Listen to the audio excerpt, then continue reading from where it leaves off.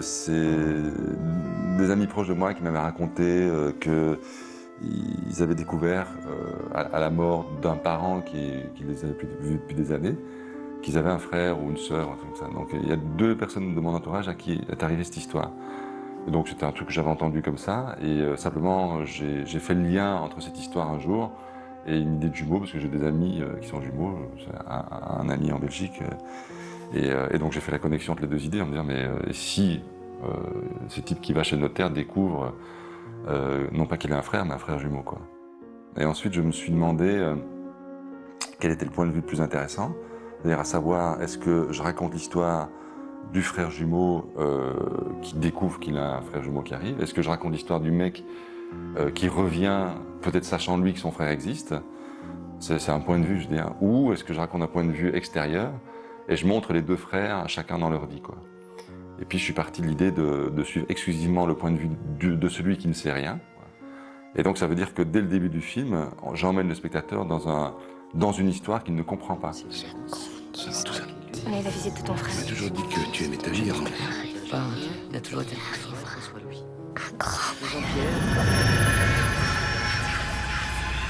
On était en face d'un film qui avait des promesses cinématographiques extrêmement fortes, un film de genre très réussi dès le départ en termes d'écriture, et on s'est dit on ne peut pas passer à côté. J'ai le scénario, et le scénario m'a juste bouleversée.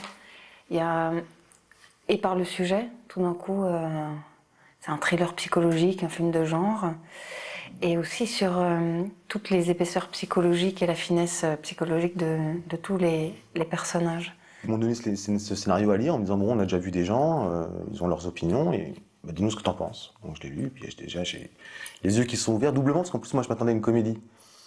Donc j'ai été surpris en lisant, au fur et à mesure que je tournais les pages, j'étais oh, mais c'est pas une comédie. Et donc du coup je suis entré d'une façon un peu spéciale dans le scénario. Bien sûr que j'ai adoré, je trouvais ça super. D'abord, il y avait une très grande qualité d'écriture. On lisait ça comme on voyait le film. Et pour la première fois, et on a lu pas mal de scénarios, on s'est rendu compte que l'atmosphère était aussi dans l'écriture. Ce qui est extrêmement rare sur un film, quel que soit le genre d'ailleurs, c'est de pouvoir ressentir l'atmosphère qui transparaît de l'histoire qu'on vous raconte.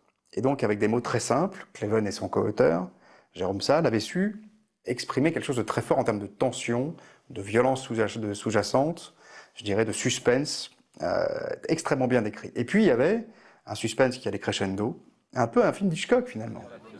Souvent, comme ça, il y a des exemples des mecs qui font un film, qui leur ressemble, qui sont le déclencheur de quelque chose.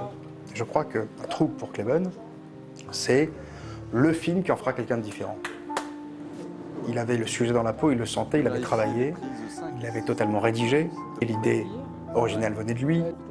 Il en parlait extrêmement bien, il y avait réfléchi à tous les plans du film. La distance focale, je sens que c'est pas seul. Oui, j'ai tout comme ça. Et après, tu regarderas, tu auras un regard pour Mathias qui sera là, tu vois la croix jaune, et tu regardes ton frère pendant qu'il regarde le film. D'abord, on s'est rencontré avec Harry pour voir si les choses passaient entre nous, et j'étais convaincu tout de suite que ça allait être, à mon avis, intéressant de travailler avec lui. Je me sentais très proche des acteurs et très désireux de travailler avec eux, et vraiment, donc ça, c'était très stimulant. Et puis après, la deuxième chose, c'était de tomber d'accord sur le scénario et d'être sûr qu'on voulait faire le même film. Il y a eu une vraie communication avec Benoît Magimel, tant au niveau de la production qu'au niveau de la réalisation. Et c'est vrai que le garçon est quelqu'un d'intelligent, et quelque part, il a été essentiel, souvent, je dirais, sur les prises de décision scénaristiques fortes. Donc, il a amené une plus-value, je dirais, une plus-value d'analyse purement scénaristique intéressante.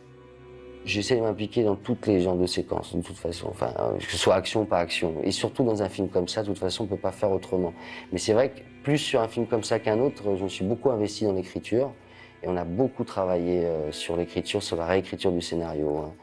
On a eu beaucoup de discordes, beaucoup de moments où on n'était pas d'accord. Mais il fallait absolument qu'on ait la même vision du film, sinon ça allait être très compliqué. Tout était long sur le film. Les dialogues étaient compliqués, le suspense était difficile à mettre en place, les effets spéciaux étaient extrêmement complexes, d'autant qu'on n'avait pas, une fois de plus, une armada de techniciens derrière nous. Après, en parlant un peu avec Harry, voir un peu comment il envisageait ses plans, enfin, l'esprit, pour lui la caméra était très importante.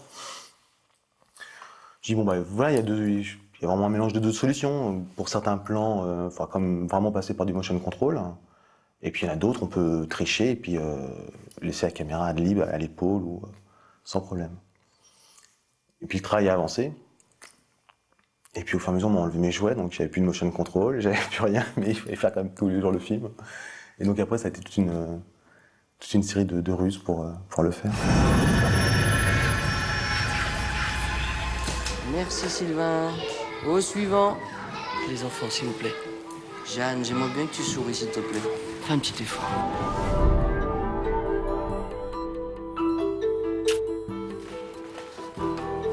Ah, tu me fais mal!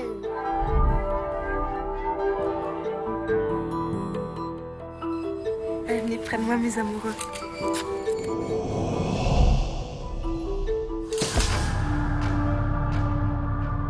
Je suis content de te voir. L'histoire est d'une limpidité biblique. L'histoire est l'histoire d'un jeune couple d'une trentaine d'années, marié avec un enfant qui en attend un deuxième, qui mène une vie heureuse dans une ville qui n'est pas citée, qui peut être Bruxelles, Paris, Buenos Aires ou Tokyo. Et ce jeune homme, père de famille, apprend via un notaire qu'il avait des parents alors qu'il se croyait orphelin. Première révélation. Et puis la deuxième révélation, en allant chez le notaire pour voir signifier l'acte testamentaire, non seulement il apprend qu'il avait des parents, mais en plus qu'il avait un frère jumeau, dont il ne se souvient absolument pas. Ensuite, c'est l'histoire de ce jumeau qui revient du passé pour se venger d'un événement qu'on ne comprendra qu'à la fin du film, dont je ne peux pas parler. Mais c'est l'histoire d'une vengeance, quoi. C'est l'histoire d'un type qui revient dans la vie d'un autre pour se venger, et ce type, c'est un frère jumeau.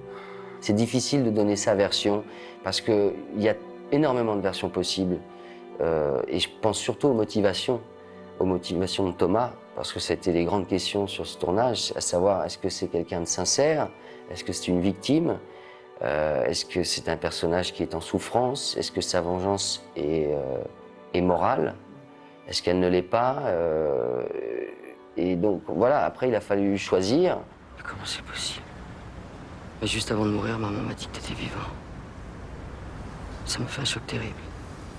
Puisqu'ils m'ont toujours dit que t'étais mort dans un accident de voiture à l'âge de 6 ans. Je sais pas pourquoi ils ont menti. Moi, je croyais que c'était eux qui étaient morts. Tu veux dire que tu te souviens de rien? Non. Mathias, à sa façon, est quelqu'un de terriblement égoïste, parce qu'il ne parle pas, il est trop silencieux, il est incapable de partager ou de faire partager son mal-être, sa difficulté de donner. C'est quelqu'un qui a beaucoup de mal à donner de l'amour, alors qu'évidemment Thomas est désireux justement et il se rend compte qu'à ce moment-là, finalement, il mérite pas la vie qu'il a. Thomas est sincère dans ses démarches. C'est quelqu'un d'honnête et sincère dans sa démarche. Sa vengeance, elle est préméditée. Simplement, il se rend compte que son frère est tout aussi victime que lui. Les bourreaux sont les parents. Les victimes, ce sont les deux frères. Il y a un traumatisme, il y a des souffrances qui sont partagées. Il y a énormément d'interrogations, mais cette vengeance préméditée est tout de suite avortée, puisque Thomas se rend compte que Mathias est courant de rien. À partir de là, il commence à prendre son frère avec compassion, avec tendresse, avec amour, et la fusion qui n'a pas pu se réaliser, ou qui s'est réalisée dans leur enfance, je crois que Thomas a envie de la faire renaître et a envie à nouveau de partager ça. Il a envie de s'investir dans la vie de famille qu'il n'a jamais eue. Il est heureux d'être un oncle, il est heureux d'avoir une belle-sœur. D'un coup, il est en train de se recréer un monde qu'il n'a pas eu, une vie qu'on lui a volée, une vie qui lui a été enlevée, un frère qui a disparu. Il a envie de recréer toute cette structure sociale. Malheureusement, Mathias voit pas les choses de cette façon-là. Mathias devient paranoïaque. Mathias commence à perdre pied avec la réalité, à se dédoubler, à ne plus savoir réellement qui il est, à ne plus avoir confiance en sa femme, à perdre complètement confiance en lui-même, à regarder son frère avec vraiment angoisse et inquiétude.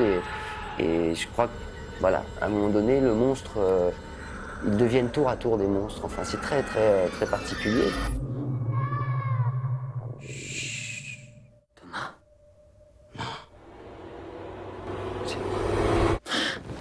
Donc Claire, c'est la femme de Mathias. Mathias, c'est un des jumeaux qui apprend qu'il a un frère jumeau. Il ne le sait pas. Donc Claire est une femme enceinte qui est à une semaine d'accoucher. Ils ont déjà un enfant ensemble et leur vie va très bien. Leur vie, leur couple, ils sont heureux, impatients de l'événement qui arrive. Et tout d'un coup, cette femme découvre que son mari est en train de changer. Devenir sombre, plus distant, elle comprend vraiment pas ses réactions, elle essaye de l'aimer profondément, elle essaye de le soutenir et de l'aider. Et elle voit arriver ce frère jumeau qui tout d'un coup est d'une gentillesse, qui est charmant, jouant avec leur fils, attentif, et tout d'un coup un peu une personne rêvée pour elle. Et du coup, elle est complètement troublée de voir ça, de rencontrer ce frère jumeau, de voir l'attitude de son mari de plus en plus singulière. Et en même temps, c'est une femme qui aime vraiment son mari, qui lui est fidèle et qui lui restera fidèle jusqu'au bout. Ce qui me fascine, c'est le problème de l'identité et de découvrir la part sombre d'un personnage ou de découvrir que soi-même, on n'est pas celui qu'on croit ou que la personne qu'on aime le plus au monde n'est pas celle qu'on croit, etc. Parce que les circonstances font que tout à coup, on révèle une partie de soi ou de l'autre qu'on ne connaissait pas. On n'avait pas du tout envie d'avoir une image manichéenne. Enfin, on ne voulait pas que ce soit le méchant et le bon d'un côté. On voulait que ce soit plus complexe. Et puis là, dans la vie, en général, c'est comme ça. Hein. Tout n'est pas noir, tout n'est pas blanc. Les êtres sont faits de contradictions. On n'est que des contraires. Voilà, il n'y a pas de force sans fragilité, et vice versa. Donc, il fallait jouer beaucoup sur ces contraires, ces contradictions. Et par conséquent, voilà, il fallait pas qu'on ait le diable et la victime d'un côté, quoi. Sinon, je trouve que c'est une vision un peu simpliste des choses. Thomas, il se fait toujours passer aux yeux de Claire comme quelqu'un d'extrêmement bon, gentil, jusqu'à ce qu'elle soit persuadée que son mari est devenu violent, a pété un plomb et est horrible. Alors qu'on voit du début à la fin un Mathias qui est juste dans une chose de bienveillance, d'essayer de retrouver son frère, d'essayer que pour sa femme ça se passe bien, et tout ça, mais qu'il est pris dans des choses très complexes où il a du mal à s'en sortir. Mathias, ça fait longtemps, comment tu vas? Pourquoi vous m'avez pas dit que ma mère était vivante? C'est drôle que tu me demandes ça maintenant. D'habitude, les autres essaient toujours de savoir, toi tu ne m'as jamais rien demandé. Vous le saviez alors? Non, je sais rien. J'avais deux options, ou je travaillais avec des vrais jumeaux, ou je travaillais avec un acteur. Et en l'occurrence, il fallait quelqu'un de porteur, parce que du coup le film coûtait cher, puisqu'il fallait des effets spéciaux. On a pris la liste des gens connus de 30 ans, et il y avait un acteur qui se sortait évidemment du lot, c'était Benoît. Magimel s'est très rapidement imposé. On lui a fait parvenir le scénario. Là-dessus, il a été extrêmement rapide sur la décision. Il a rencontré Harry Cleveland très rapidement. Il a été, je dirais, le détonateur économique, de crédibilité en termes de jeu pour l'histoire, et surtout celui qui a permis à Harry de pouvoir aller au bout de l'histoire. Sans lui, ça aurait été impossible. Et puis Natacha Régnier est venue derrière, on a fait des essais avec différentes comédiennes, et surtout ce qui a joué, c'était la complémentarité entre les deux. C'est-à-dire que ce couple fonctionnait à l'écran, et on y croyait. Dans les essais, c'était de très bonnes comédiennes, les autres comédiennes. Mais Natacha, elle se laissait pas faire, quoi. C'est-à-dire que c'est pas quelqu'un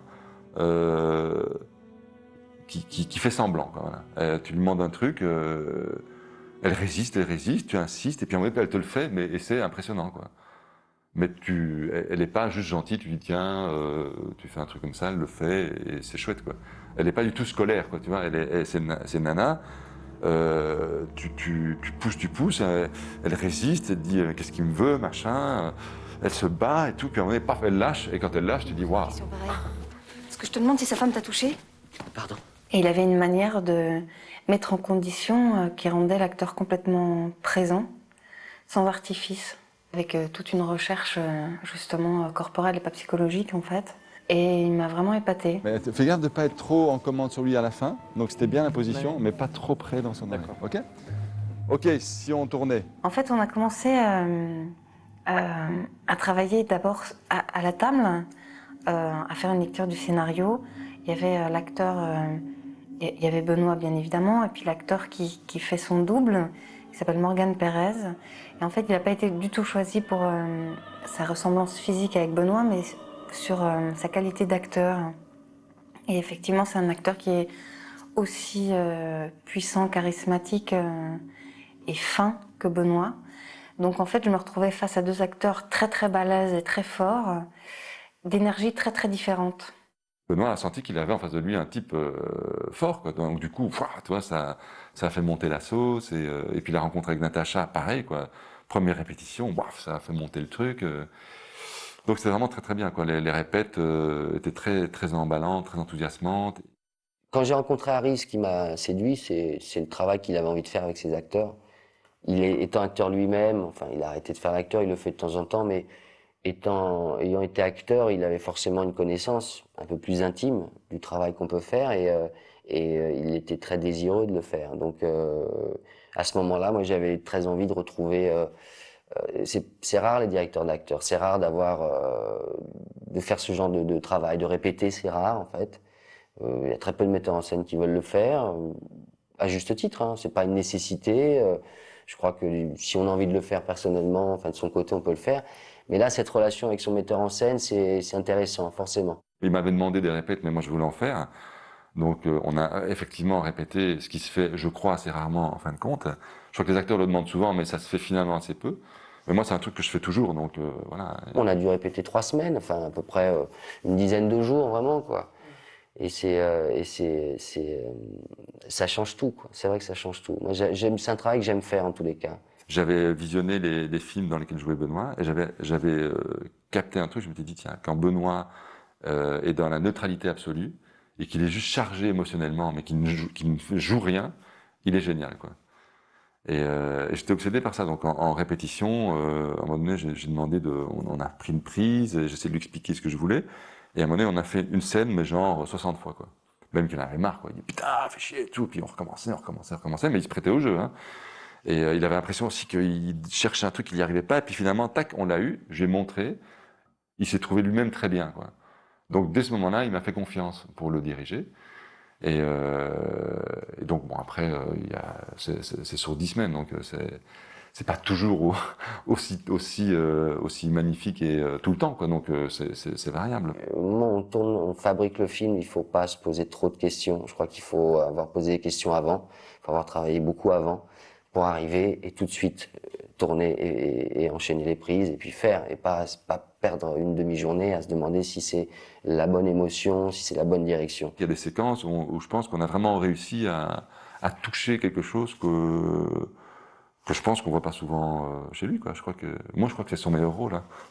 Le jeu de Benoît, quand il était un frère ou l'autre, était évident. C'était impossible de se tromper entre les deux frères. Dans Mathias, petit à petit, le personnage se tendait. Il y a une chose comme ça de tension interne, de comment s'en sortir, qui se marquait de plus en plus fort. Et le personnage de Thomas, avec le personnage de Claire, a un côté très très très très charmeur, puis très attentif avec les enfants, très comme ça, dans une espèce de rondeur et de charme de plus en plus grand. La première approche, c'est d'abord de parler de rapport entre deux frères et pas de traiter la gémellité, voilà, au sens curiosité, au sens attraction, quoi. Hein, c'était pas une fête foraine où on avait montré des monstres. Et en même temps, il avait envie de prendre un peu à contre-pied ce qu'on a l'habitude de voir à la télévision. Ah, c'est fantastique la gémellité. Voilà, il a voulu un peu traiter ça d'une façon un peu plus sombre et un peu plus dure. Donc, mais la première approche, c'est d'abord deux frères. Je voyais Mathias comme un personnage assez rugueux, assez sombre, assez dur, très renfermé sur lui-même. C'est un taiseux, c'est un silencieux. Et j'ai voulu traiter Thomas complètement l'opposé. C'est quelqu'un de brillant, lumineux. C'est un personnage solaire, Thomas. Éloquent, brillant, fin, léger, enfin, voilà, très, très féminin, beaucoup plus féminin, dans une façon de bouger, dans sa façon de parler, plus doux, quelqu'un de vraiment plus doux et plus ouvert, quoi. Et c'est ce qui manque à la femme de Mathias, évidemment, en fait. C'est quand elle découvre le frère jumeau, quand elle découvre Thomas, elle est conquise, peut-être un peu inconsciemment, parce que il possède tout ce qu'elle rêverait que son mari, en fait, n'a pas. Bien sûr que je voudrais que tu sois comme ça avec moi et que tu sois comme ça avec Pierre. Tu vois. Pierre? Qu'est-ce qui s'est passé? Mais Claire, dis-moi où ils sont! Claire! Dis-moi! Pierre!